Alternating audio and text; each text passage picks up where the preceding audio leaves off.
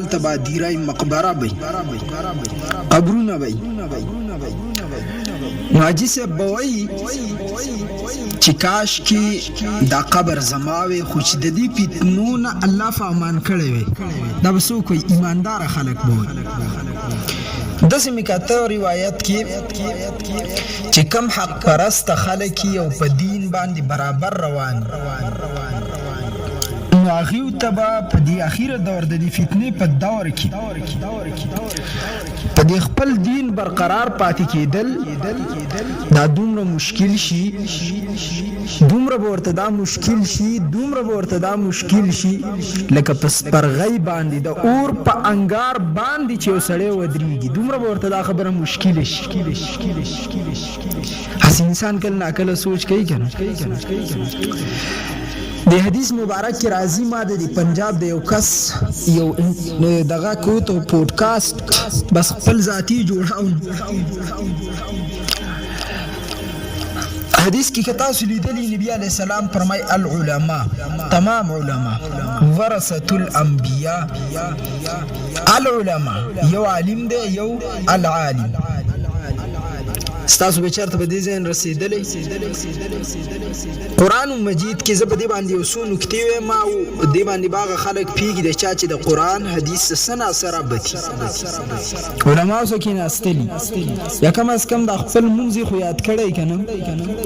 خپل منځ پته ورته هغه به زما په خبره باندې پیږي چې مولانا صاحب سوی الغواړي یاد ساتي ګوره یو صراط دی صراط ستالارم دا د دیلارم دا زمالارم دا زمونږ دی ټولو لارو ته سوی صراط وای یو الصراط دی د دین خاص مراد لار یو رسول دی آدم مراد نوح مراد لوط مراد ابراهیم مراد یو الرسول دی چې څنګه قران کې الله ویلي من یطع الله سوق چې اطاعت د الله جل جلاله کوي والرسول او خاص د دې رسول اطاعت کوي خاص محمد مصطفی صلی الله علیه وسلم تین مراد دی دغه شانتم یو عالم دی او یو العالم دی الف لام نو خبره باندې پیږي رسول الله صلی الله علیه وسلم فرمای العلماء ورثة الانبیاء عالمان د انبیاء کرام وارثان دي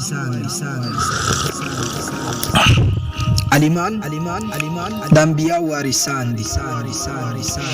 او روایتو کې سفار اغلی چې دا وراثت ګوره په مال کې نه دي دا په جیدات کې نه دي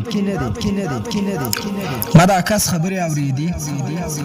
زه حیران شم کله قیامت علامو کی راضی زاو سیدل امر الى غیر اهله فانتظر الساعه کله چې نه اهل ته یو کار سفرت شي چې هغه د دې اهل نه تاسو د قیامت انتظار کوي علامات الصغرا کې دادي شنګيره خرول په غاړه کې هغه د انګريزانو پټا چيلي و او فالله یقین وک شکل دومره خيستو الله د دې بعض خلکو شکلونو مرانه د ګستاخی د واجنه مولانا داود غزنوی په حدیثو کې عالم حدیث و حضرات زمان زیات خلاف په پښتنو کې بل مولانا دی تل زه د دې د دوکې د واجنه ډیر سخت مخالف یم ستاسو خیال مولانا داود غزنوی یو محبت دی یو بغض دی دا د حدیث مولانا خپل علی حدیث و حضرات ته نصیحت کا و محبت کیم کله ناکله انسان د دې درجه ته ورسی چې په شرک مبتلا شي شرکیات کوي کتا سلیدې شي بعض خلک محبت کې دی حدود ته رسیدلی چې هغه رسول الله ته درب درجه ورکړي او فرمایلی بغض کې سړی د سي حدود ته کله ناکله راسي کنه چې د ایمان نزان خلاص نو د ایمان په د محبت په درجه کې محبت په دې کې انسان اگر چې بعض نیم سړی پکې گمراه شي او اکثریت پکې د سي کېږي چې هغه پکې جنت ته ځان رسي د الله رضا ته ځان رسي لکه د اهل الله سره محبت کول من احب ابا حنیفه فهو سنی ومن ابغض ابا حنیفه فهو بدعی. بعض خلق لکه دې دور کې د امام ابو حنیفه رحمت الله علیه دفاع کوي او د هغه سره محبت کوي، شاید چې دا محبت د انسانان جنت ته ورسي. زموږ امید دی برفور دا محبت. او بعض خلک دومره مبغض او کینه کې راشي چې زموږ پوره یقین دی چې دا گمراه کیږي. ما به مسله پوه شئ.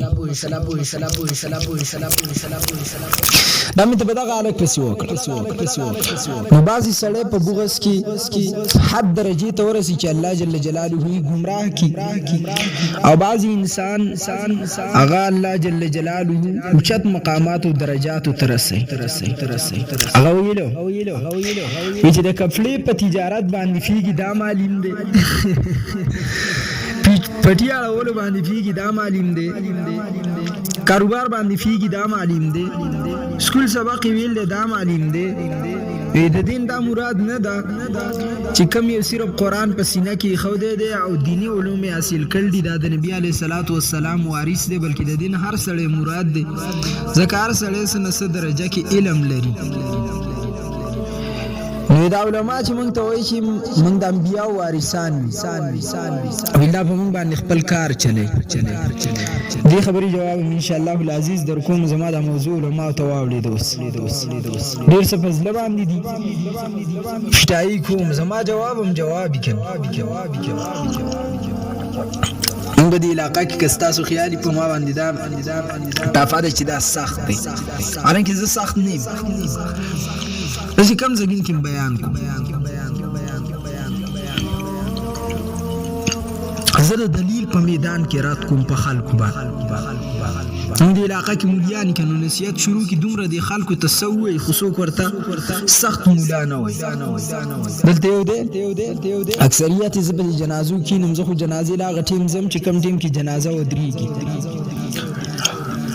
هغه به د جنازه کې اکثر تقریر کوي. نو چې زه لږ مخکې لاړ شم د هغه خبرې اورم، د هغه نه چېرته ما د قرآن ټکې نه دی اورېدلی، حدیث مې ته نه دی اورېدلی، په یو سامان لګیا نصیحت کوي صرف. چېرته هغه ته څوک سخت نه وایي، ما ته سخت وایي ټول. تاسو فکر وجه څه ده؟ ما ته یو کلیوال د هغه راته دا قصه وکړ بیا. مسله داسې ده وایي دغه نصیحت کوي، سختې خبرې کوي، موږ یې اورو. ما ته یې مفتي صاحب مسله داسې جدا غوندې کې د لږه پیچیده ده. ما یې څنګه وایي هغه ایسته لګیا چېرته ته وایي ما په خپله قرآن حدیث وانه اورېده چې بیان وکړي، څه ویل خلک وایي چې بکواس یې وکړو.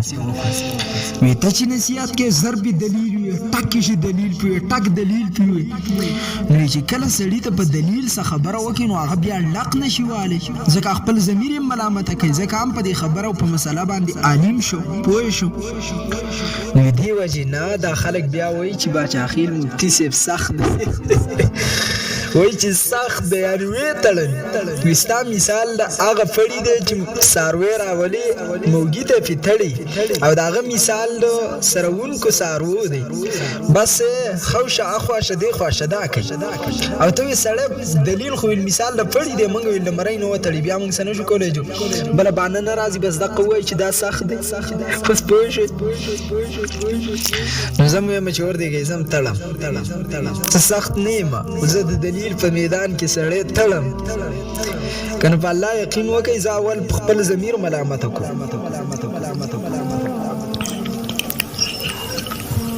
حدیث کې العلماء ورثة الانبیاء، رسول الله صلی الله علیه وسلم فرمایي چې انبیاء د دې وراثت دا په دنیایي مال کې نه دی، دا په جیدات کې نه دی. العلماء ورثة الانبیاء، علماء د نبی علیه السلام وارثان دي. که چېرته صاحب مال ستا دا کلیه ومنو، کومه کلیه چې ته دې خلکو ته پیش کې، بیا به دا خبره لازمي راځي چې کپړې والا تجار دا هم د نبي علیه السلام وارث دی، بیا به دا خبره لازم راځي. خو د کپړې تجارت خو دنیایي کار دی، پټي اړول والا زمیدار دا دنیایي کار دی. نظرم شته زما په خبرو، هر کاروبار کې چې کوم انسان مشغول دی دا دنیایي کار دی. نبی علیہ الصلوۃ والسلام فرمای العلماء ورثة الانبیاء، عالمان دا د انبیای کرامو وارثان دي او دا وراثت په علم کې دی. په دنیایي کار کې د نبی وارث هیڅ کم نه جوړیږي، ان تر دې حدا چې د نبی علیہ السلام خپل اولادم نه جوړیږي. رسول الله صلی الله علیه وسلم حدیث دی،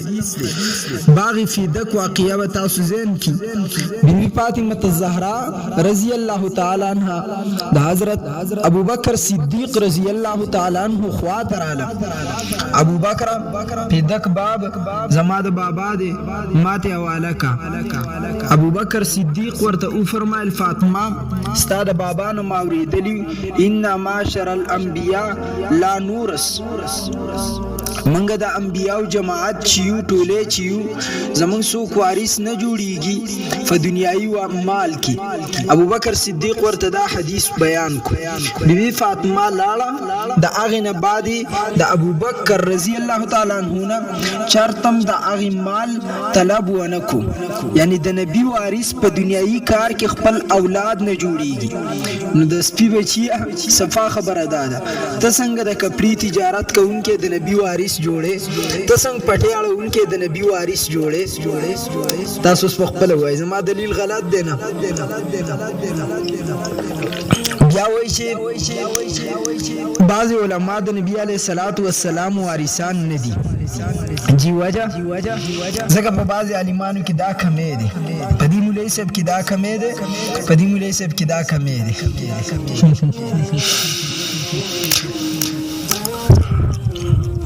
ماوی صاحب د پلار 15 زامن دي، سلور په جسم روغ دي، یو بچی دی د هغه یوه سترګه نشته. کله چې پلار دنیا نه لاړ وراثت یې تقسیمیږي، د یو ته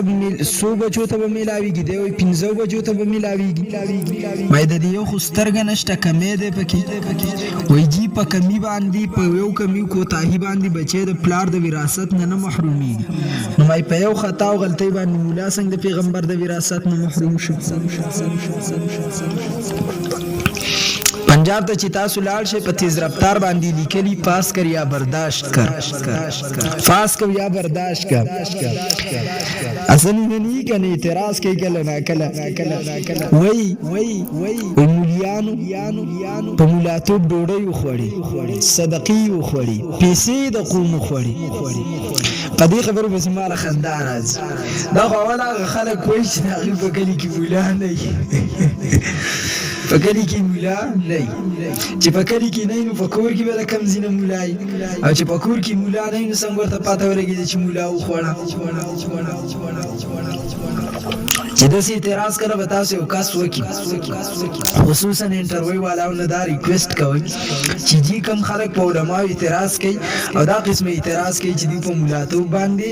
د قوم صدقه وخوړه، د قوم ډوډۍ وخوړه. تاسو ته یو سوال وکړئ، او سوال تی دا وکړئ چې ستا په کور کې مولا شته،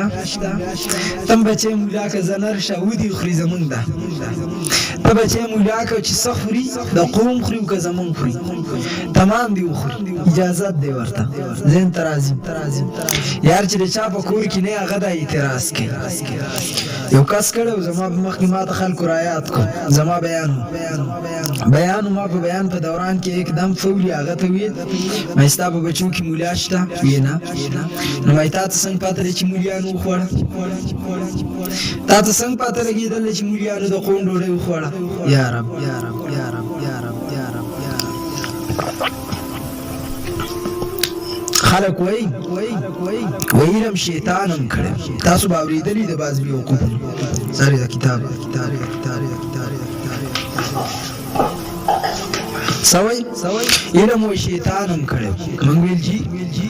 علم شیطانم کړي، علم شیطان کړي نو الله علم شیطان ته ور کړي. نو وایي چې که چېرته د علم په وجه باندې چا قدر کوي نو د شیطان قدر ولې نه کوي؟ مونږ ویل ځکه به یې نه کوي چې بطر الحق کړی و غمته الناس، د حق نه یې مخ اړولی او هغه انسان یې ذلیله ګڼلی و چې د هغه څه د شیطان نه لوی علم ورساو. څنګه آدم علیه السلام د شیطان نه لوی علم ورساو او شیطان حضرت بابا آدم علیه السلام ذلیله په خپل نظر کې کم ګڼلی و. قرآن وی ولقد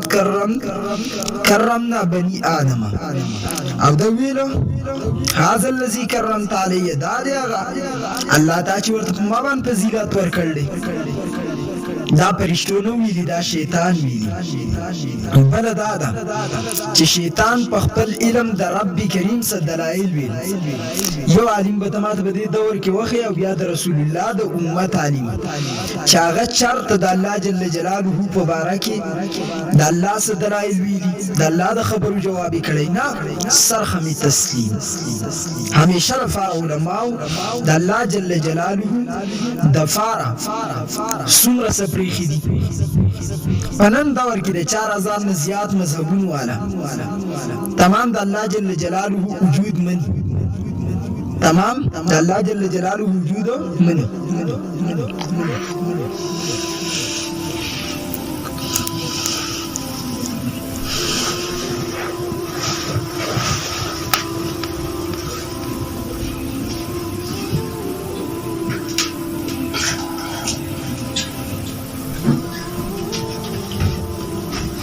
لیکن دفاعی سیرت د مسلمانانو علما کوي. دیو جن رسول الله صلی الله علیه وسلم فرمایلی کړه، زمون نبی فرمایل چې زما د امت علما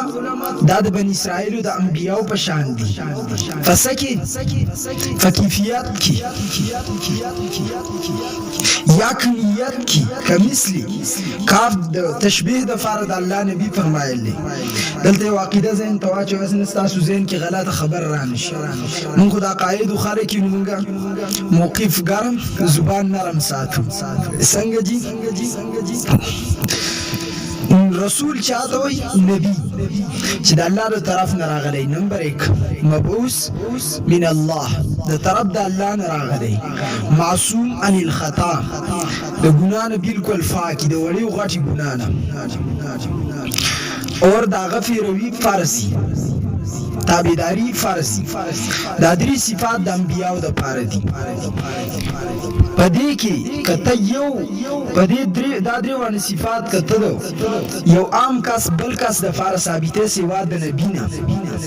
د نبینا کدا درې ونه صفات شرط تاسو د بلچا لپاره ثابته وي، د بلچا لپاره ته ثابته دي سیو اگر چې هغه ته نبی نه وله ثابته کافر کیږي. دا چرته زين ته نراولي چې نبی عليه السلام د کوم روایت کې ویل دي زما د امت علما د بنی اسرائیل د انبیاء په شان دي. دا په دې ترتیب ویل دي چې د بنی اسرائیل انبیاء با ټیم په ټیم باندې دعوت کوي، زما د امت علما ټیم په ټیم باندې دعوت کوي. چون کې پاغو کې خو بعد کې نبی راتو، په دې کې بعد کې نبی ناراضي نه دی، بعد کې شاګرد تیاری هغه امت ته بل نبی ورغه وربه کو او دیو امت ته شاګرد ورکړي، دی امت ته خطیب ورکړي، دی امت ته مبلغ شیخ الاسلام ورته ورکړي. دا د الله نبی صلی الله علیه وسلم په خبره باندې فرمایلی. نو د دنیا کې د 300 زیات مذاهب دي او په دې مذهبونو کې که تاسو نظر او فکر چارته کړئ نو صرف د مسلمانانو علما دي. مفتی اثر ندیم واجدی د الحاد په خلاف چې جنگيږي،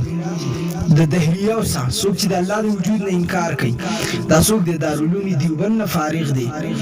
او په یورپ کې د غاټ مدرسه د خپل هغه زګین کې د جنگيږي. دا ته وایا ول يهود الله نه مني، نصارا نه مني، ټول یې مني، لیکن دفاع صرف د مسلمانانو علما کوي. نو دیو خو د الله په مقابل کې چارته نه دی راغلي، د رسول الله په مقابل کې نه دی راغلي. او زمونږ د اهل سنت والجماعت علما خو چارته د محدث او د فقيه په مقابله کې نه دی راغلي. مولانا ارشد مدني رحمت حفظه الله فرمایي چې موږ مقلدون کا مقلد، موږ مقلدین. مولانا رشید احمد گنگوهی د امام ابو حنیفه مقلد دی. موږ د رشید احمد گنگوهی رحمت الله علیه کتابونه د امام صاحب کتاب د رشید احمد گنگوهی نه موږ زده کوو، په خپل نه شو. موږ دومره کمزوري یو. خو به هر حال زما مراد او مقصود دا چې بعضې خلک داسې قسمه اعتراض کوي. خامہ دا ذکر کوم د نبوت کمال فضیلت څه شی دی؟ علم دی. علم تفیجنی علم هغه دی چې الله جل جلاله بابا آدم ته ورکو او د انسان په خاصه کې شامل کو، او د انسان فضیلت وجه الله دا ولم علم وګرځاو چې د کې د علم زیو او علم د واغست چې د کوم شیزونو علم الله ورکاو هغه د واغست. انسان هغه علم د رب کائنات نه واغست او بیا خلکو ته پیش کو. زما په موضوع باندې نظر کوي. په تمام کائناتو کې زموږ عقیده ده د تمام کفارو نه او ادنا مسلمان چې په مخ ته ګیرم نشته، چرته روجم نه نیسي، منظم نه کوي، خو چې هغه کلمه ګو دی، مومن دی، ایمان راوړ دی، اشهد ان لا اله الا الله واشهد ان محمدا عبده ورسوله، دا کلمه ویلا دا د تمام کفر نه اعلی دی. اور دا تمام مومنان د عالم په مقابله کې ادنا او عالم اعلی، او په عالمانو کې بیا مختلف طبقات دي. با عمل عالم دیر اعلی دی، تقوادار عالم دیر اعلی دی، مبلغ عالم دیر اعلی دی، فقیه دیر اعلی دی، محدث بیا دیر اعلی دی، بیا فقیه دیر اعلی دی چې په حدیثو پیږي، او بیا صحابه او د صحابهونو انبیاء په تمام انبیاءو کې اعلی درجه د رسول الله صلی الله علیه وسلم ده. د دې وجه څه ده؟ آدم علیه السلام ته الله علم ورکړل دی، ډیر علم یې ورکړل دی. هر نبی چې په هر زمانه کې راغلی د هغه وخت مطابق د ټولو نه لوی علم الله خپل نبي ته ورکړل دی، او فضیلت وجه علم د نبی دی. زمون نبی په ټولو کې اعلی دی. وجه څه ده؟ ځکه د تمام انبیاء علوم الله محمد رسول الله ته ورکړل دي. نو د علم مقام ذهن ته واچوئ چې د رسول الله یا د باقي انبیاء کرام یا که امت کې چرته مقابله راولي، نو په دې کې مقابله په علم باندې ده. دلایل به په تزرع حدیثونه پیش کړم. رسول الله صلی الله علیه وسلم مثال فتور باندې کتاب زما سیدی کتلی احسن عملا بمقابله اکثر عملا، دې زما مکمل بیان موجود دی د نبی د فضیلت وجه. یا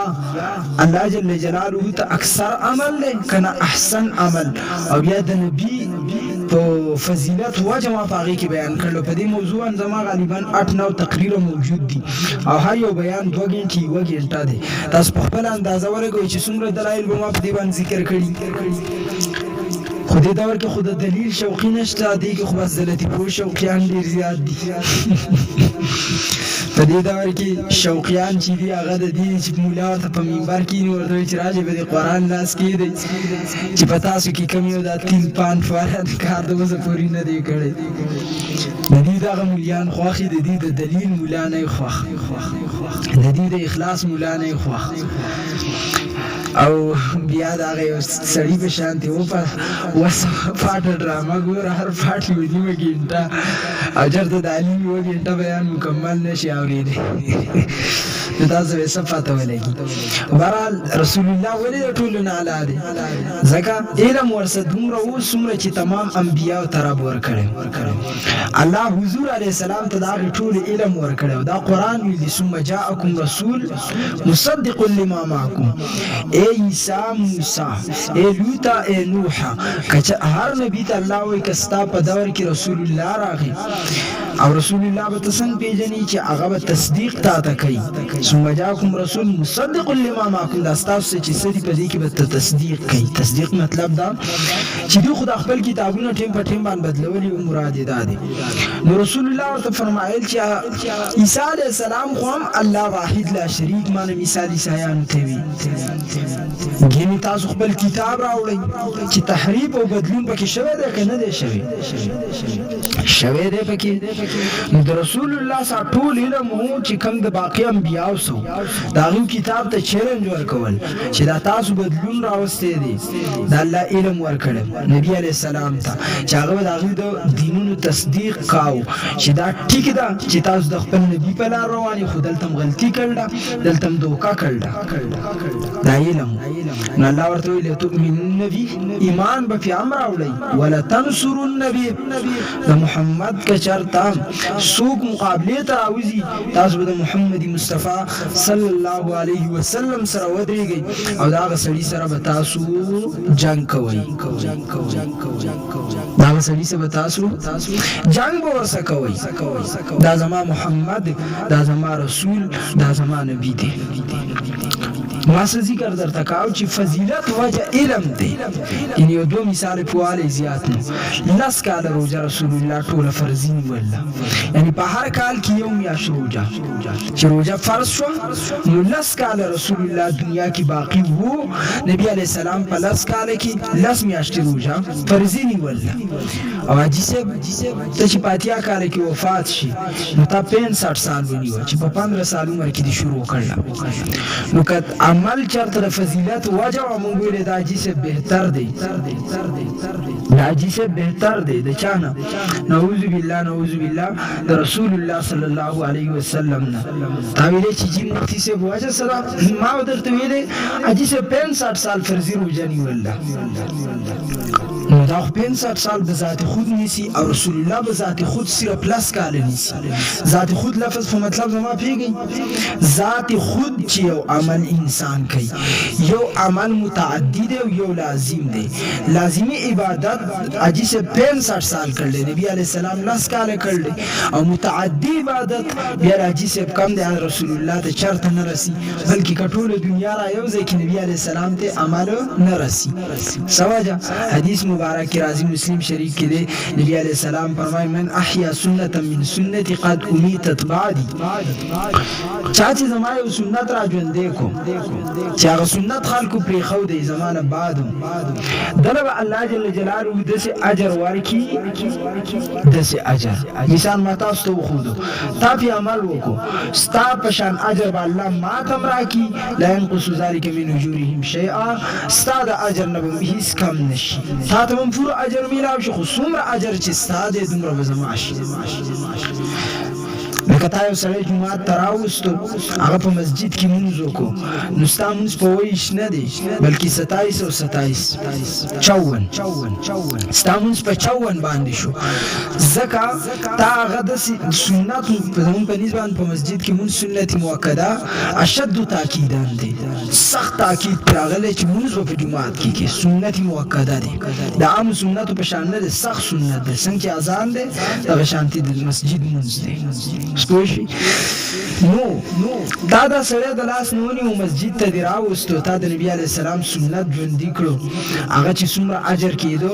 دومره ستا هم وشو ستا خپل اجر هم وشو د هغه چې څومره اجر و هغه ته هم میلاو شو 27 تا ته 27 د هغه د هغې نمره میلاو شي د هغه په هغې کې هم کمی رانغې تا ته هم پوره میلاو شي دغه شانتې ته ما ته ووایه دا تا ته چې قرآن میلاو دی دا د رسول الله په وجه میلاو دی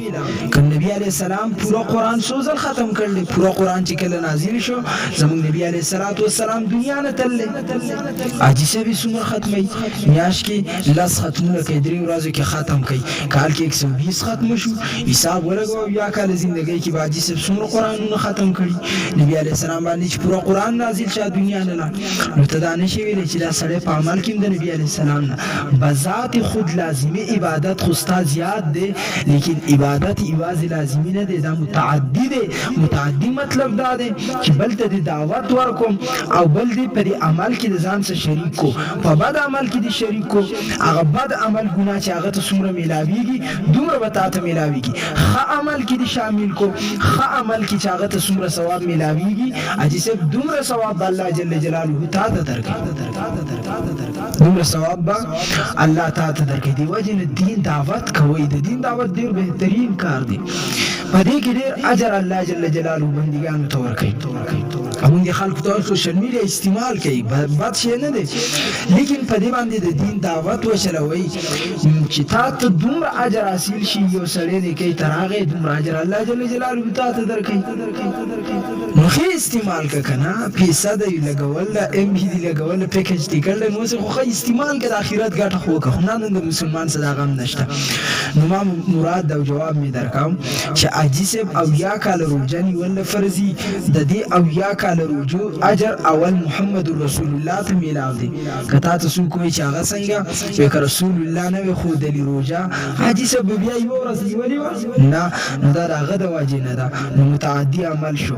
د نبي علیه السلام د وجې نه وکړو، د ده په دې کې بھرپور حصه څومره چې د ده ده دومره د رسول الله ده. نو د حاجي صاحب عمل خو صرف د حاجي صاحب څخه خاص شو، لیکن ملک صاحب یې چې کوي، مفتی صاحب یې چې کوي، طالب العلم یې چې کوي، ټیچر یې چې کوي، پرنسپل چې د عملونه کوي، د دې ټولو نومره اجر یوازې تنها د رسول الله دی. وجه د هغه په وجه باندې موږ ته دا اعمال میلاو دي. خو بهرحال ما د لازمي عبادت خبره کوله، تاسو زما په مراد پوه شوي. لازمي عبادت دا به ذات خود ستا زیات ښکاري او د رسول الله کم په نظر کې راځي. لازمي عبادت نو ته به وجه د فضیلت ګورې، لازمي عبادت نه دی. او دویم دا ده یاد ساتئ، رسول الله فرمایي تدارسوا العلم ساعة من الليل خیر من احیائها. د شپې لږ شانتې درس نه دی، دا د ټولې شپې د نوافلو عباداتو نه بهتر دی. الله ته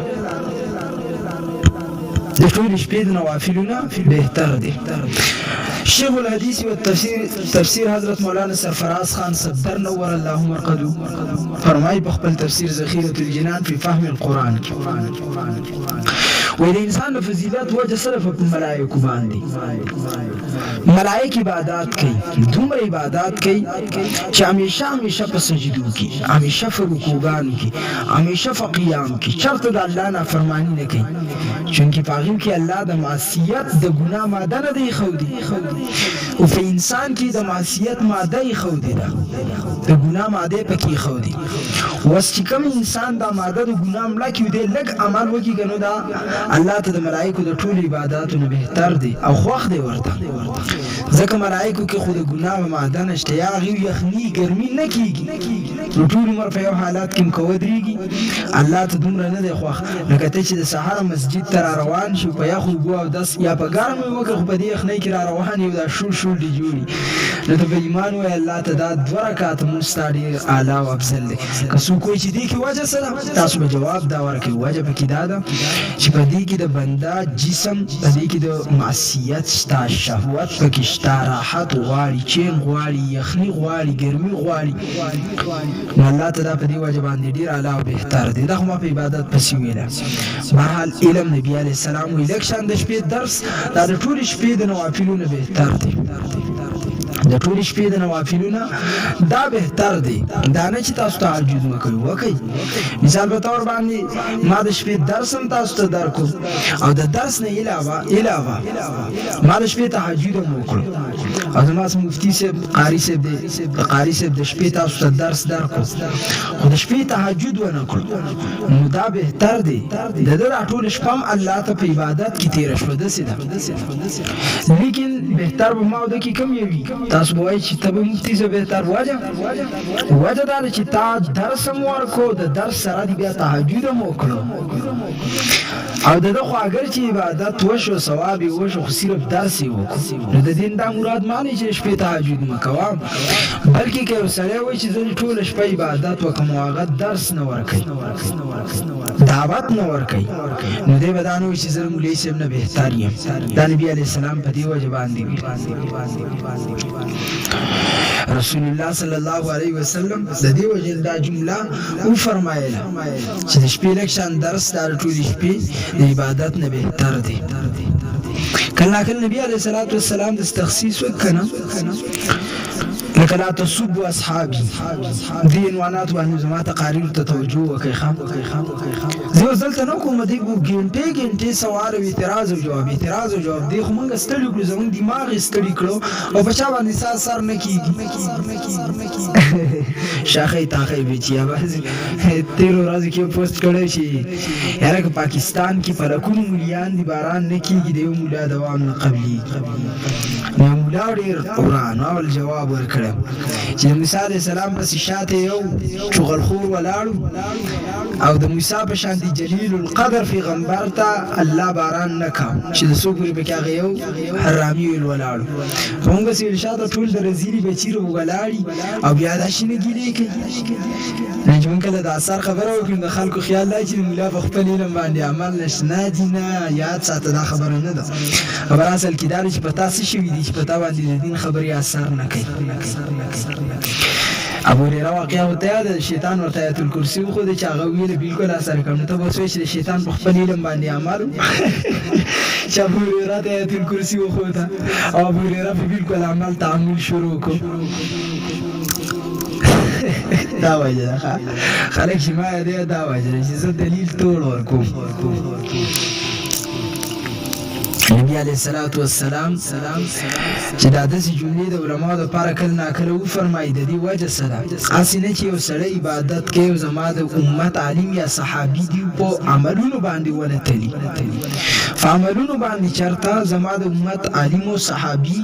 دا څوک ونه تلي چې مولوي صاحب خو د شپې تهجد نه دي کړي او یاره چې ما خو د شپې تهجد کړي شاید چې زه د دې نه بهتر یم یا لکه تبلیغي امیر صاحب و چې زه خو ذکر الله کوم لا اله الا الله یم ټوله ورځ مولوي صاحب خو لګیا دی او عام کتابونه ګوري او زه ذکرونه کوم نه چېرته دا اعتراض ونه کړي دې وجې رسول الله صلی الله علیه وسلم کله ناکله داسې جمله ووایي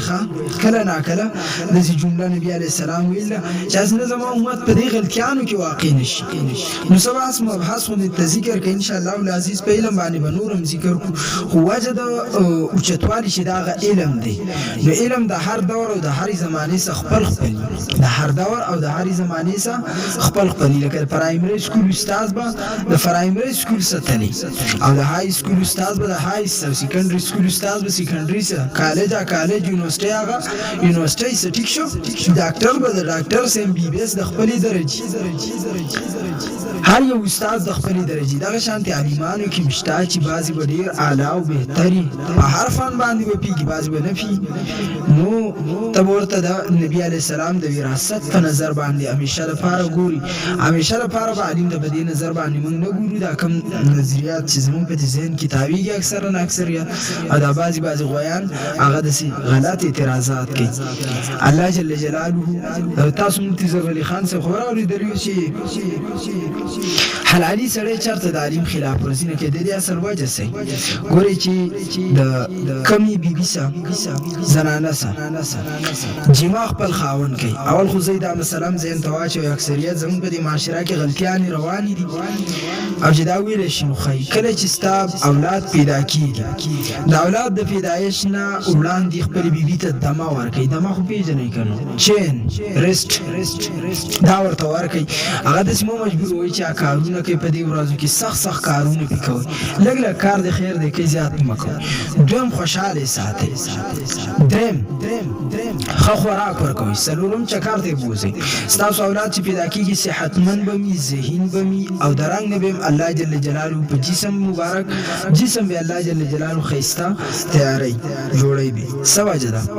ځکه دا کم کارونه چې تا کول د بچي باندې فوري اثر کېږي لکه بعضې علما چې الله پیدا کړي 15 سپارې د مور په خېټه کې ولې زده کړي تاسو به اورېدلي که نو د دې اصل وجه دا ده چې مور به تلاوت کوي چې بچی به په خېټه او بعضې زمونږ په بزرګانو کې تاسو اوریدلی چې بعضي ډېر پاک خلک تیر شوي د دې پاکوالي وجه سره مور ولا چرته ته بیا اودسه حالت کې نه دی ورکړی همیشه بیا اودس کاو بچی ته به ته ورکاو دا برکات یعنې فوري منتقل کېږي بچي ته او خلک وایي که نو د مور غېږه اولنۍ مدرسه ده د بچي دپاره یعنې د مور په غېږه کې بچي ته فورا انتقال کېږي د هغه اشیاو چې دی څه ته ګوري که اوس شرونو فسادونو ته ګوري چې پیدا شي بیا کاڼ نیولي د سفرې په میاشتې کې د پیریان غریبانان هم ګیله کوي او دا جګړمار هم د ټولو نه زیات ګیله مار هم سکول کې هم جګړه او مدرسه کې هم جګړه دغه شانتې ذهني هم خرابي او دا عادت چې دی که نه عادت بیا نه بدلېږي نو غلط عادت والي ځکه مور په دغه ټیم کې شرونه فسادونه کوي قهر یو غصه یو دا زموږ د کورونو چې کوم حالات دي د دې د وجې نه د بچي باندې په خېټه کې ډېر غلط اثر کېږي دا چېرته د ډاکټر صاحب نو تپوس وکئ زما خبرو ته مه ګورئ چې تاسو وایي دې ملا مونږ ته وویل نو شاید چې د ځان جوړ کړي ډاکټران نه لاړ شي تپوس وکئ فقهاو دا خبرې اکثریت کې رانقل کړي زه غریب انکل ناکله بعضې خلکو ته یو لطیفه کومه د باچا صاحب وزیر نو وزیر نه دی هغه ورته ویلو پیشوګان د باچا نو وزیران خو ډېر یو وزیر ویل باچا ته چمشه ډبله کړي چې باچا سلامت ماشاءالله تا د پیشوګانو ته ادب ورکړ دی هغه د ګولونه راغسلي پیشوګان او ستا په دربار کې تاویږي را تاویږي چمشه ډبلې وزیر بل ورته ویلو نه دا ادب نه دي ودیو عادت نه دی مخامخ شوی یعنی باچا ویل ستاسو مطلب دی چې ادب زورور دی د ادب نه او ورته ویل جی ها کوم وزیر چې باچا د چمشه ډبله کړي وو هغه ویل ادب زورور دی دا بل ورته وایي عادت زورور دی ورته ثابته که اوس باچا ورته وایي چې ته وایې چې عادت زورور دی د دویم وزیر ته وایي ته ثابته کړي زه به سبا ثابته کړم دا پیشوګانو چې سبا زه رالم تې راوله په سبال چې دغه وزیر راغی باچا سلامت ورته وایي ګورې که خپله خبره دې ثابته نه کړه سر د نه وام دا ورته وایي ټیک ده حکم یې وکړه چې ورشه پیشوګان راولئ پیشوګان را روان چې څنګه را مخامخ شو نو وزیر هوښیار و هغه په دې لاس کې مږه پټه راوړې لستوڼي کې نیولې ور واچېده چې کله ور واچېده هغه ګولونه پرېښود او په همه کې بس یې منډه کړه هغه وزیر ورته ما درته نه ویل چې عادت زورور دی نو دا چې غلط عادت د وخت نه والي که نو دا بیا نه سمېږي بیا په ملیان مه سمه ما خبره دا عرض کوله صاحب یاد ساتئ کله چې د جما پسې مې تاسو دغه یو مسله ذکر کړه دا ورسه یاد ساتئ کله چې تاسو سیبا د خپلې ښځې سره مینه محبت کوئ اگر که ته د بچي د پیدایش نه وړاندې څه وخت وړاندې مړ شي یا داسې شوه چې ته مسافر یې خو چې ستا له خپلې بیبي سره مینه وه د هغې ستاسو نه کوم اولاد پیدا شو مور د هغې په تربیت باندې خاص فوکس ورکوي نو سکول ته هم په ټیم لیږي او مدرسې ته هغه هلک چې غټ شي نو په هغه کې ادب هغه داسې ګډوډ نه او کم هلک دا مفتي ظهور علي خان صاحب چې خبره کړله دا ته زه په دلیل ثابتو لګیا یم که ستاسو خیال چې ابۍ غلطه یې که نه صفا یې واورئ او هغه صاحب حرمون دی نو مور یې خو چې دا حرمون یې راوړل نو په ده په ادب باندې څه کوي هغه خو په تعلیم باندې توجه نه ورکوي او که وار یمکن دی داسې خپل سري غوندې کې غټېږي ځکه هلته د پلار د مور سره مینه نه وه چې د هغه نه پیدا شوې وې او دلته چې مور تین پانچ کړلی او دا ته پیدا شو نو اوس د ده خپل اختیار دی بلکل چې یوه ښځه ځان نشي کنټرولولی او د خپل ناموس حفاظت نشي کولی به د بچي تربیت او تعلیم څه وکړي نو چې دا کله غټ شي د دې خو حرمون یې حرامي حلالي نه نو حرامي کار صحیح بیا اخو پار سړي وردانګي اخو ابۍ او دادا هم نه پېژني خیال هم کړلی نو څنګه چې رسول الله صلی الله علیه وسلم فرمایلي ان بني اسرائیل تفرقت بني اسرائیل په دوه یا فرقو کې تقسیم شوي اول ابتداء الفاظ د دغه حدیث نه مخکې فرمایل رسول الله علیه الصلاة والسلام دا فرمایل چې څنګه بني اسرائیل کوم حدودو ته رسېدلي زما امت به ورسي زه د حدیث مفهوم پیش کوم په هغې کې یو سړي د خپلې مور سره زنا کوله اعلانیه زما په امت کې به هم دغه شانتې شروع شي نو حرامیان به ټول پیدا شي. لکه تیر وخت کې چې که ستاسو خیال ما ډېر سخت جواب ورکړی، سخت نه و، د هغې حالات مطابق وخوا هلک راغی د شکل نه ښه ښایسته ښه سمارټ نوجوان وایي زما د تمامو علیمانو مفتیانو قاریانو نه دا سوال دی چې زنا ولې حرامه ده. زما بیان اوس هم موجود دی، شکر الحمدلله چېرته ورک نه دی. او د هغې نه مخکې اکلیف لګول دی قاري صاحب او اویس همدان. ما ورته وویل چې صاحب دا قوانین ته په مونږ باندې ولېږدي، خو دا ځکه حرامه ده چې که حرام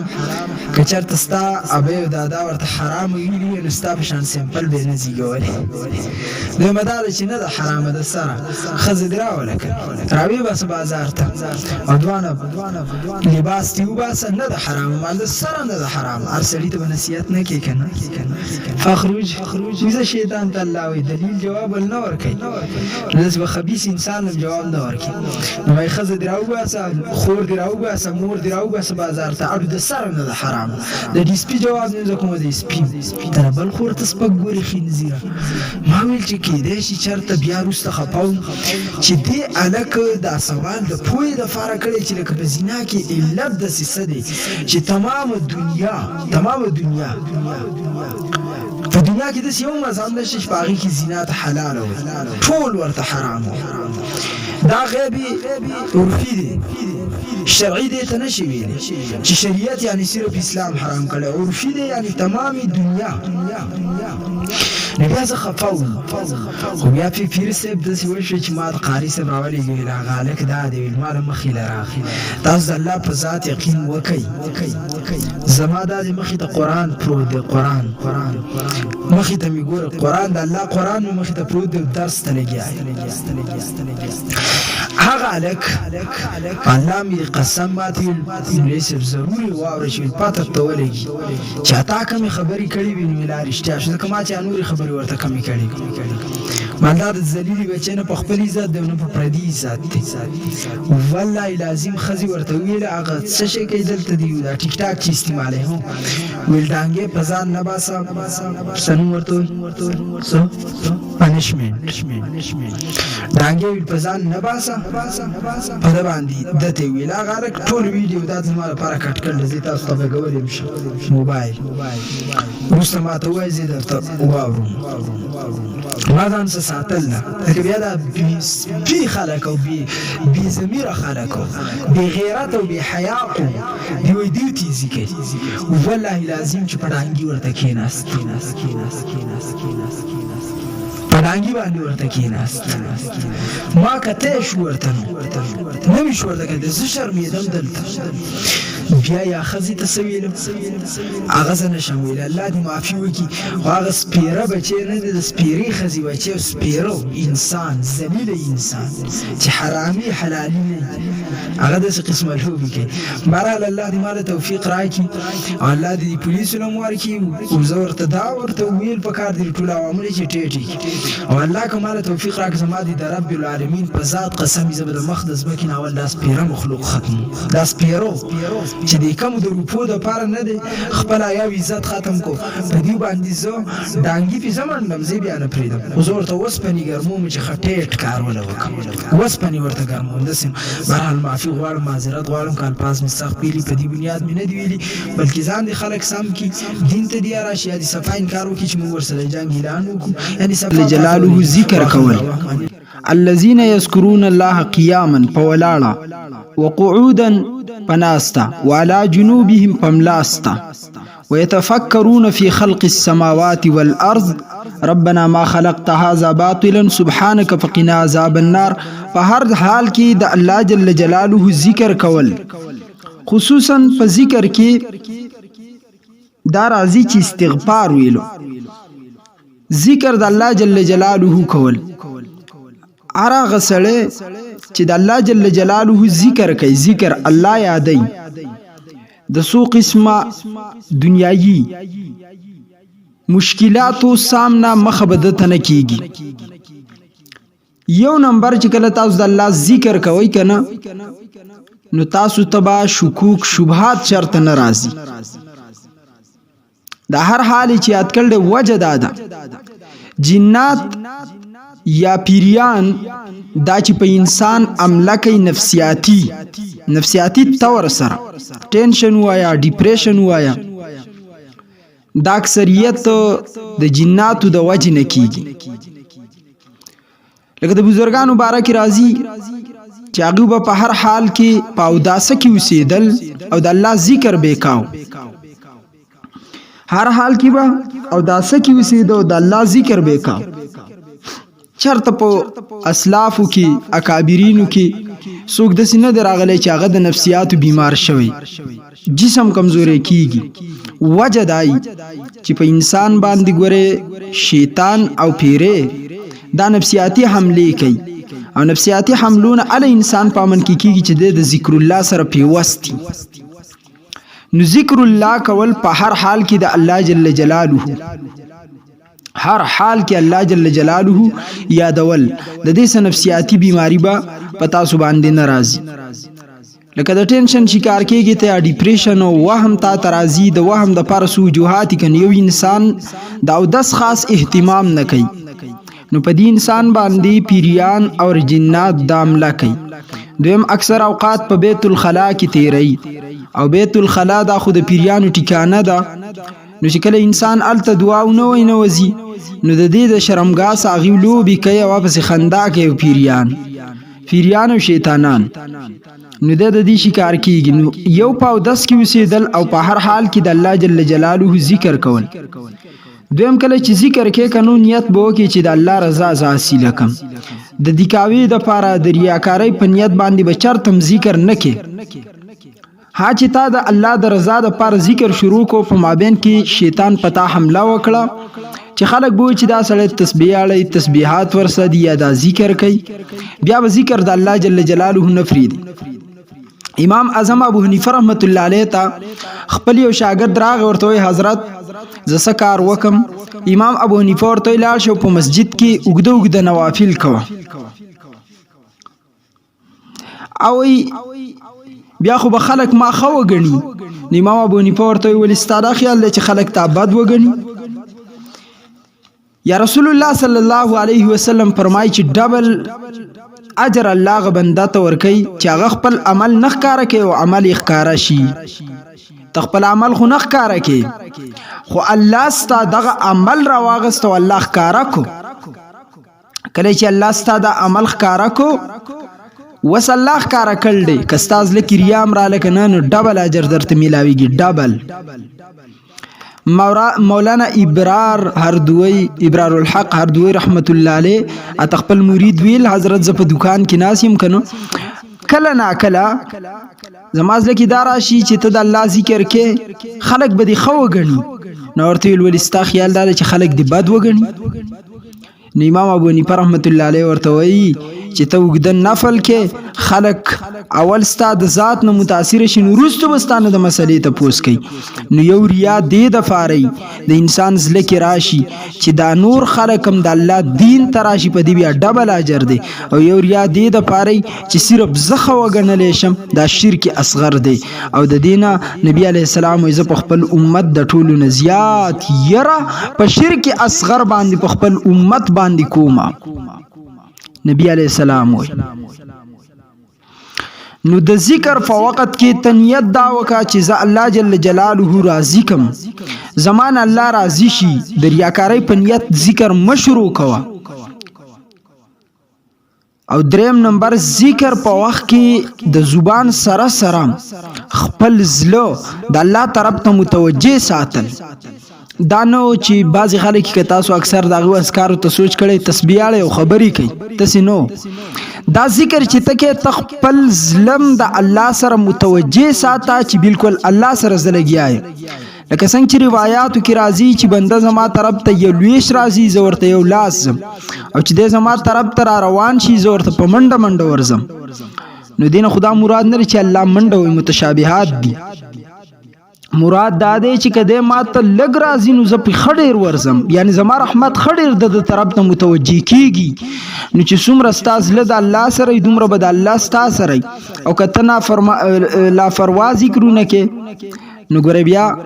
ذکر خو فایده درکې، ذکر په هر حال کې انسان ته پیدا ورکې، عبادت په هر حال کې انسان ته پیدا ورکې، خوا کده په کریا ولی نه کوي. لکه کافر صدقه کوي الله د دې بدلم کافر ته ورکې، کافر د دې د بدلینا الله جل جلاله چرته نه لري کوي، بلکې کافر تا په دې خپل ذکر باندې، کافر تا په دې خپل عمل باندې اجر ملاویږي. تاسو مشهور واقعا اوریدلی نور العیزین کې ذکر کوي چې الله جل جلاله یو بنده په یو زګین کې دی او بل بنده په بل زګین کې دی، یو بنده مسلمان دی او بل يهودي دی. الله جل جلاله دو فرشتو ته حکم وکړو، یوې فرشته ته وی لاړ شه زما مسلمان بنده دی، داغه روح قبض کیږي، داغه په کور کې د زیتون تیل په فلان کې زګین کې پراته دي، هغه ته غیب کا ورکې تکا. او دویمه فرشته ته وی تلاړ شه او زما یو بنده دی يهودي دی، داغه ارمان دی پزلاغه مړ کیږي، میت ازله شوی دی، ته ولا مې راواله ولې ویسا او ورته ورکا. دا دوه فرشتي چې روان شي سزګین کې میلاو شي، یوه د بلې نه تاسو کو تصرف فارزي او ورته وی الله مليږي د مسلمان په کور کې زیتون تیل پراته دي، داغه د مرګ وخت قریب دی، الله وی چې پټې تکا غیب تکا چې پته ورته ونه لګي، او د دې مسلمان زله شوی دی د زیتون تیل وتا. او بل فرشتي ته وی تصرف فارزي وی پلان کې زګین کې يهودي دی،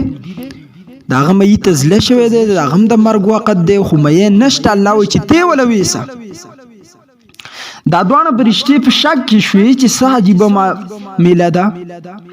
یو طرف ته مسلمان دی چې پزلی ارمان دی الله یې ارمان نه پوره کوي، دویم طرف ته يهودي دی پزلی ارمان دی الله یې ارمان پوره کوي.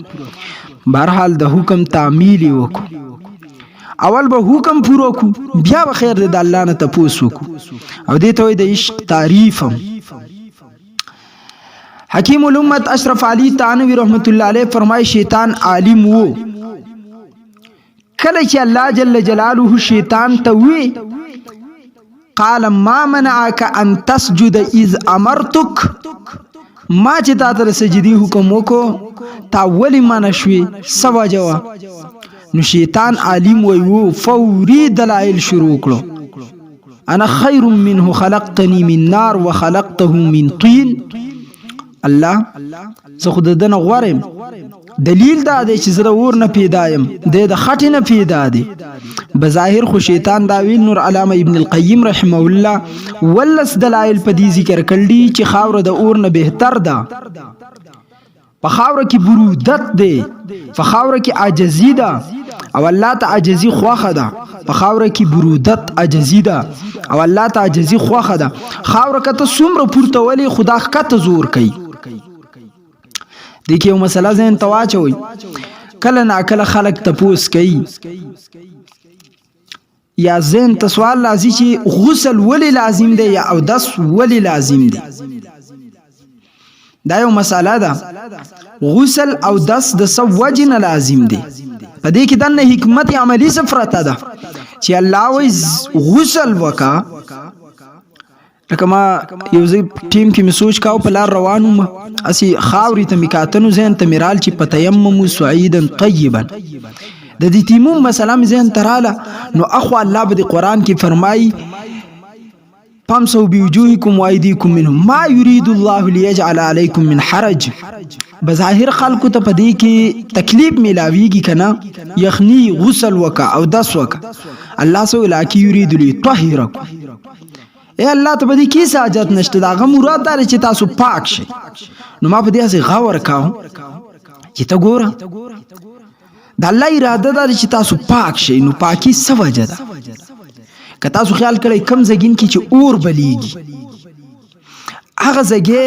کم از کم که توریږي نه کنو خو سلیخ نیسی، سلیخ و پیس نه جاوله. مثال ستاسو که انګیټی ورته وایي، څوک موږ ورته نغری وایو، صفا پښتو. تاسو د نغری که ستاسو نغری ټیم پې د پاسه پروت او ټیم نه یې تور شوی خو تاسو له ګوته ورولئ ګوته پې خویږي، سلیخ کوي، سلیخ جاوله. د کریمو په شان یا دغه شان لرګي هغې له لاس ورلئ پته به ته ولګي نو شهوت دا د شیطان د طرف نه زین للناس حب الشهوات من النساء والبنين والقناطير المقنطرة من الذهب والفضة والخيل المسومة والأنعام والحرث حب الشهوات ورته ویلې شوی دی من النساء د ښځو خلک شهوات خوښوي خیال مو دی غټي مسلې په دې باب کې راځي لیکن زه معمولی بیان زین للذین کفروا الحیات الدنیا یا د شهوت نسبت شیطان طرف ته شوی او شیطان پیدا د اور نه دی نو کله چې انسان شهوت پورا کی نو بظاهر خو حلال کړ دی الله جل جلاله لکه غضب مثال درکو غضب بعینه بد چیز نه دی لیکن غضب به ته په خپل مسلمان رور باندې نه کی یا غضب به ته په ناروا زګین کې نه کې غوسه باقی ته غوسه کولای شي په کافر باندې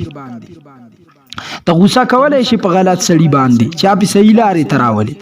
نو دغه شانتي شهوت هم دی بذات خود شهوت چې کله په حلال زګین کې خو بد چیز نه دی خو بیا هم د دې چیز نسبت شیطان ته شوی دی او شیطان پیدا د اور نه دی او په اور کې سلیخ پروت دی نو چې انسان کله شهوت پورا کی نو د په جسم باندې سلیخ ترازی تجربه وکړي چې کم سړی صفا مومي کنه او هغه د بیبي سره جما وکي یا داغه نه شهوت خروج وشي نو د جسم جاوله کیږي څنګه چې د اور د واجب نه د اور خواوشا جاوله کیږي دا یو قسم را ټینګيږي نیوي کیږي نو الله وایي چې د زما مراد دی چې تاسو پاک شئ نو دی وجه نه خلق غسل کوي چې دا غسلیخ د شیطان د انسان د جسم نه ختم شي سلیخ د انسان د جسم نه ختم شي کم چې د وجه د شیطان نه دی نو زما مراد داو چې خاوره کې الله برودت عجزي خودي ده ما ته مسله دا حل کول دویمه رسول الله فرمای کله چې تاسو ته غوسه راشي نو په غوسه کې انسان ګرم شي یو دویم نمبر په غوسه کې انسان چې ګرم شي نو دا ګرمواله د طرفه د شیطان نه دی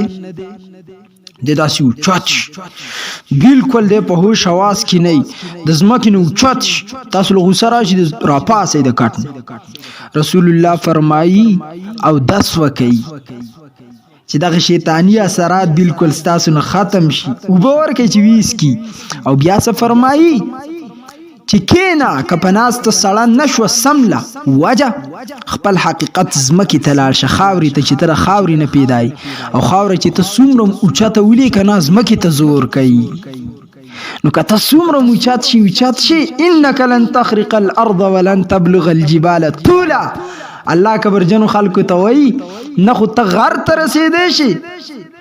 نه تر ازمکه شلولې شي کته څومره کبرم کې نظمکه شلولې شي نه غر ته رسیدې شي لہذا کین خپل حقیقت تلاړ شه زما مسله باندې پوه شئ ما صرف یو دلیل درکاو دوی مې وره نو چې دې کې عاجزي خو الله ته خو خدله کې جهنم او جنت خپل مکالمه وکړه جنت ویل ماته به قبر جن خلق راضي جنت ویل ماته به جزان راضي الله جنت ته وي ته زما د رحمت زئی زکا او جهنم ته وي ته زما د غضب زئی نو چې کم پورته زور کوي کنو قبر کوي په د الله غضب کوي په د الله غضب او چې کم سیز پورته زور کوي کنه د بر زور کوي ورم کډیر زور بر وکي خو اخیر ختميږي ښکته راځي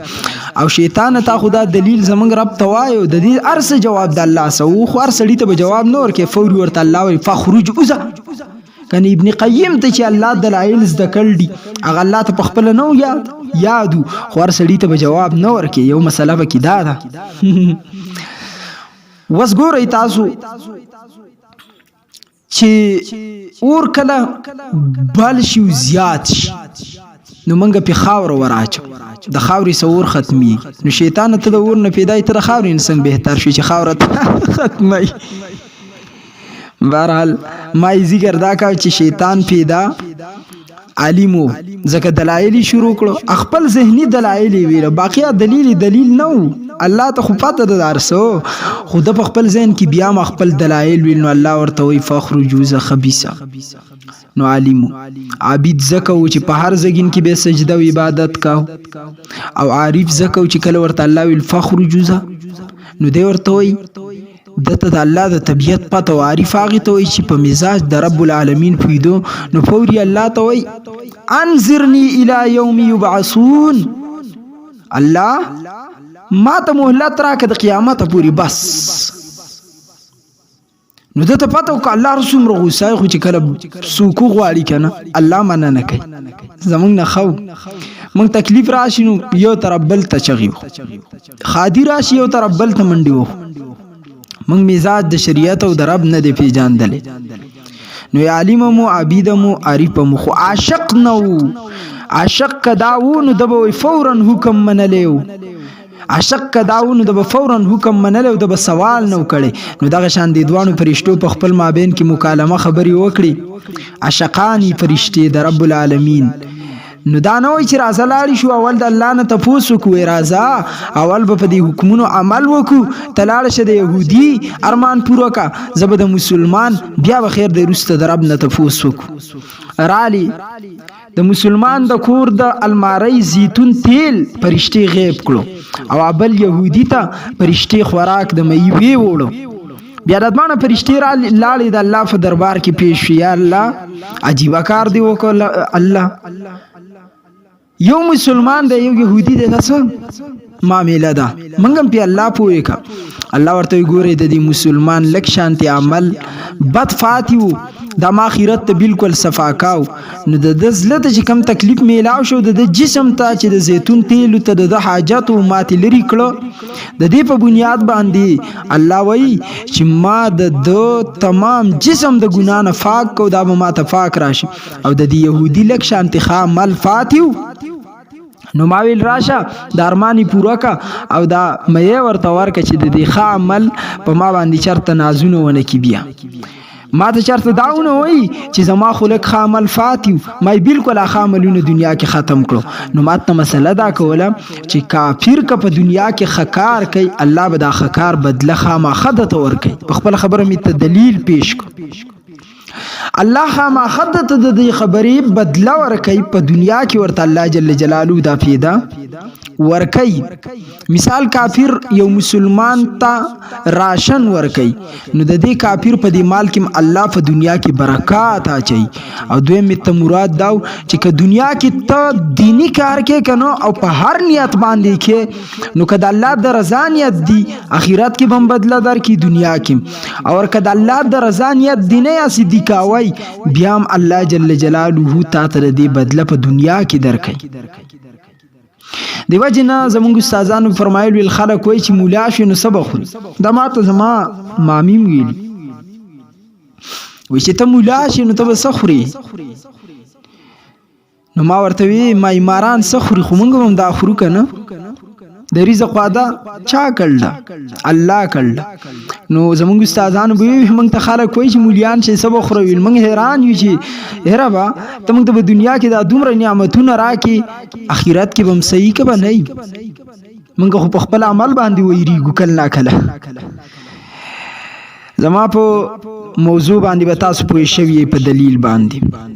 ظلم د الله سره متوجه ساته زبان هم د الله جل جلاله سره متوجه ساته سلورم نمبر ذکر الله پرو आवाज باندې بهتر دی نو پرو आवाज باندې ذکر الله کوا او پوچت आवाज باندې هم ذکر کولای شي خا دوانه طرف ته موقع مناسبت تبګوري نو بیا به ذکر کې ګینه امام چې کله مونږ کوي کنه او دو صفه پس ولال دي او د دومره تیز لګیا دی چې 15 صفه اوري فقها لیکلي چې دا مکروه کار دی حضرت شیخ الحدیث و تفسیر مولانا سرفراز خان صدر نور الله مقرده استاد الاستاذ لیکلي چې دا مکروه کار دی عبد الله بن مسعود رضی الله تعالی عنہ ته چاوي په دې کوپه کې خلک په مسجد کې راجمع شوي دي او په اوچات आवाज باندې لګیا دي درود شریف وای هغه مخ پټ کو راغې پسې اولته ولا خپیټای وکړه خخ چې دا کار نبی علی السلام چرته د سکړلې تاسو داغه نه بهتر یی څه تاسو نو په دومره لږ وخت کې د نبی علی السلام او داغه د صحابه کرامو خبرې یری شي او بیا یو د مسجد نه وېستو چې دا بدعتيان دي نو ګوره بعضی خلک دی له حلقه جوړي ها د تعلیم د فاره ذکر الله په چت आवाज کولې شي کله نا کله د تعلیم د فاره خو عموما دې ته به بهتر او د عبادت نه جوړي ځکه دا صحابه کرام نبی علی السلام نه دی کړی دسی د تعلیم د فاره دسی کولې شي چې مثال یو ځګین کې مړ شوی وو خلکو ډیر جلل نو زنانو ته ما بیان کول مونږ خو تیرا جنازه نشو استعمال مال چل راځي ما خپل طرف ته متوجه کړی مالوای لا اله الا الله لا اله الا الله لا اله الا الله زه خو بس لکیری دمم خو ما ته پته و چې کدا دی ونه کړو نالته په بل غټه ګناي کبیره کې راځي نو مې د تعلیم د پاره زما په شانتي وای تاسو ګډ واړه وای تاسو خود الله لا اله الا هو الله لولو جوړ کړل نو د تعلیم په نیت باندې ما د سی وکړو چې پاغي باندې مخه په خيستا انداز سمال تاسو ورو زما سوای دلته د لا اله الا الله تاسو مې د سی وای زبې تیز ویم نو جنازه ته وې ستاغي ته پاتم ونه لګیدا نو تعلیم د پاره کله کولې شو ګوره زب ذات خود دا وې ما اسنه چې څوک ته دلیل ونه نیسی بلکې زمونږ په نس باندې مثال په تور باندې یو ولی الله خوب ولیدو یا کشف ورته وشو د ولی الله دا خوب د دلیل د قوت د پاره راوړې شي دا زمونږ عقیده ده یا دا کشف د یو دلیل د قوت د پاره ته پیش کولې شي خدا دلیل نشي ګرځولې بذات خودو بذات خود دلیل نشي ګرځولې بلکې د دلیل د قوت د پاره پیش کولې شي او بعینه به دا دلیل نه غني لکه مفتی محمود رحمت الله علیه نه چاغله تصویر وایستو بیا ورته فرمایل حضرت داراته وایا تصویر حلال دی که حرام او فرمایل حرام دی وکستاسو تصویری وکه زما تصویری هم حرام دی زما د تصویر په وجه خدا نه حلالي نو دا مسلې به ذهن کې یاد ساتي چې ګوره د یو عالم د وجنه یا د یو غټ شخصیت د وجنه یو کار نه دلیل نه جوړیږي دلیل ویل شي قول د رسول الله قول د رب العالمین عمل د صحابه کرامو اجتهاد د امام ائمه کرامو او د محدثین او فقهاو د دیو اجتهاد دا دلیل جوړې دي چې د دین علاوه د چا خوبونه دلیل نشي جوړې دي اجتهاد خو خپل ذاتی د قران نه ثابت دی اجماع د امت صحیح ده په دې وجه مې درته ویل نو په اوچت आवाज باندې وګورئ ذکرونه نه کوي بیزه پس لکه چې کم ذکر مزه کوي خو کله انسان لاړ شي او کله نه کله چې انسان د ځان څخه ذکر کوي د الله مثال لا اله الا الله لا اله الا الله لا اله الا الله یوازې کمره کې د رو आवाज باندې تعالی مزه درکې بیا هم کولای شي خود دې به نه کې چې بل سړی هغه په ګناه کې راولي د تلاوت نه زمونږ علماء منع کړل لکه مقتدی د فرض اجازه شته ستانه فرض منځ شو ترالی یو ګټ مسجد ولاړی او پرور او आवाज باندې الحمدلله رب العالمین الرحمن الرحیم مالک یوم الدین خود دومره आवाज اجازه ده ک نور څوک دلته عبادت کې مشغولی چې داغه په عبادت کې تخلل وانه چي لکه ابو بکر صدیق او عمر فاروق واقعات ترمذی شریف کې راغله نبی علی السلام یو شپه روان دي مسجد نبوی نه وته چې کاته د عمر حجره او د ابو بکر حجری دي نو عمر په تیز आवाज باندې بالکل لګیا دی او تهجد کې قرات کوي او ابو بکر چې دا بالکل سلو لګیا دی په سحر له نبی علی السلام دوان راغوخته نو عمر کې جلال ابو بکر کې جمال عمر جلال والا صدیق جمال والا ابو بکر نه نبی علی السلام ته پوښتنه ابو بکر ته ولې د پرو आवाज لګیاوي هغه ویل چون کې شپه ده زه د هغه ذات سره لګیایم چې هغه ذات رو اوري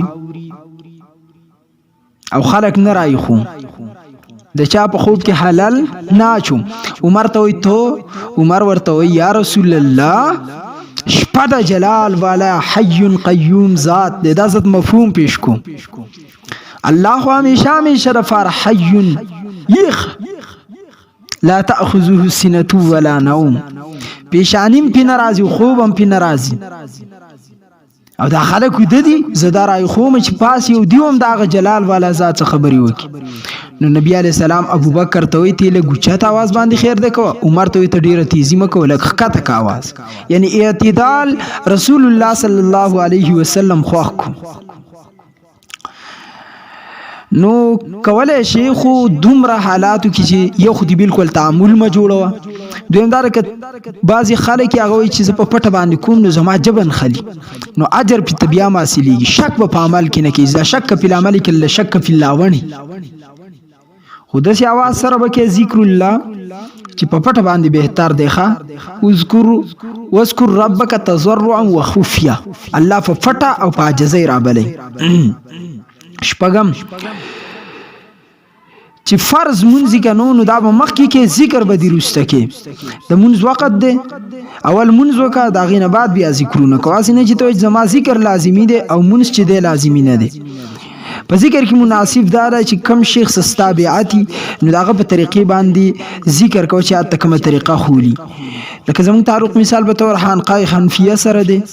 نو داغه سلور تسبیحات ذکر دی هغه په دې طریقه باندې چې کلمت طیبه لا اله الا الله سلسل اول بسوي لا اله الا الله محمد رسول الله او بیا با سلزل دا لا اله الا الله 98 زل او بیا با اخیر زل سلام زل چې کلا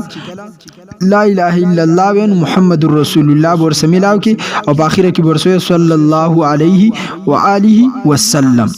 دویم نمبر زمون ذکر د سره استغفار استغفر الله چې کله موږ ذکر کو سلزل استغفر الله وایو اوله کې څنګه وایو استغفر الله ربي من كل ذنب واتوب الیه دا به بیا استغفر الله 98 زلوي نو 99 شو ده او په اخره کې ورسه بیا استغفر الله ربي من كل ذنب واتوب الیه استغفار ډیر لوی فضیلت دی زه ذکر کوم ذکر په مفهوم پویوم لیکن استغفار نه دی دا په پتا باندې غریبي بر باندې چرته ناراضي چې کله ته استغفار وي استغفار والا سره د چرته د الله په غضب کې نه راګیریږي استغفار والا سره همیشه حلالي اولاد راوړي او د استغفار والا سړي د کور د مال او د جیداد د هر څه ضامن الله جل جلاله جوړیږي چونکه الله په استغفار باندې د بنده په توبه باندې د هر څه نه زیات خوشحاليږي د لازمه کې اسمانونه ډکا ډکا ډکا لاړشه او بیا الله تو یا الله یو زلتاویل یا الله غدری زر आवाज درکې ولی بنده سوال سوي یا الله ما معاف کا ستاره هم لوی زما ګناه لوی الله وی هاي ورحمتي وسعت كل شيء رحمت زما په هر شی باندې غالب دی فراخ دی الله وی نو امام احمد بن حنبل رحمت الله علیه په بارک راضی چې عراق تلان ولته نیمه شپه د مسجد ته نووتو نو نوکر د مسجد راوي چې موږ د شپې مسجد بنده و زبارته دا وایي زه د مسجد په سهن کې سم لاستم بهر د دې مسجد د دروازې نه بار سهنو نو یو سړی راغی زه د خپې نه ونیو مو راه کو د ما خوای بوتله نو د شپې زیر علی بالکل غیب کوئی سفر روډ باندې سم لاستم په لار کې ګډ وډ ولوید نو یو کس راغی او زه وټه فولم چې پاساله شابسي وی الله والا امام احمد بن حنبل فرمایي زی بوتلم کورته نو د شپې په هر ټیم کې په ډار باولې د ویل استغفر الله چې پاسې د ویل استغفر الله چې کیناست استغفر الله چې سترګې غړول استغفر الله هر سبب امارته چې ته د عمل څنګه کې دا څه د فارق وي زه د استغفار وایم الله ما ته هر سیز را کړل بس یو شیز را ته الله نه دی را کړل امارته چې څه شي وي زما ارمان دی چې زه د امام احمد بن حنبل سره میلاو شم بس دا ارمان می دی نور هر شیز الله را کړل د دې استغفار په وجه باندې امام احمد سے فرمای ما ورته چې زه امام احمد بن حنبل یم استاد استغفار ذکر زه د مسجد نه راخ کودم د مسجد د صحن نه استاد استغفار ذکر دومره غالب دی چې د دې په بنیاد باندې الله جل جلاله امام احمد بن حنبل راخ کود استاد دیری ته راوس استاد زګین ته راوس د استغفار ډیر لوی فضیلت دی ښه نسلزل استغفر الله خو اول او اخر زل بدسی وي پکې استغفر الله ربي من كل ذنب واتوب الیه چې کم خلک بیعت داغي د متکلم اسلام مولانا محمد الیاس ګمن صاحب سره هغه په دې طریقې باندې دریم نمبر ذکر چې دی هغه د صلوات والسلام دی صلی الله علیه وسلم په شروع کې به اول ځل درود ابراهیمی وي اللهم صل على محمد وعلى آل محمد كما صليت على إبراهيم وعلى آل إبراهيم إنك حميد مجيد اللهم بارك على محمد وعلى آل محمد كما باركت على إبراهيم وعلى آل إبراهيم إنك حميد مجيد په شروع کې او په اخر کې به درود ابراهیمی دا به وي او په مابین کې به 98 ځل صلی الله علیه وسلم صلی الله علیه وسلم او د سیم کولای شي چې 100 ځل صلی الله علیه وسلم سلورم اسم ذات الله جل جلاله وتعالى شانه وعما نواله په شروع کې با یو ځل داوي بیا بسلسل الله الله الله الله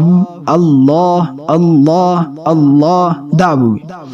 په اخر کې به یو ځل لا اله الا الله محمد رسول الله صلی الله علیه وسلم داوي نو دا سوالس خبري درته د ذکر الله متعلق ما ذکر کړی خبري خو در اصل شپږ وی خو باقی بقایجات پکې ما تاسو ته ذکر کړو ورسه ان شاء الله العزیز پاینده کې به ذکر کو د دعا آداب نو د آداب سره زندگی چې د خسته کیږي عبادت خسته کیږي ځکه شریعت په اول سر باندې موږ ته څه خولله آداب خولله وصلی الله علی خیر خلق محمد و علیه وسلم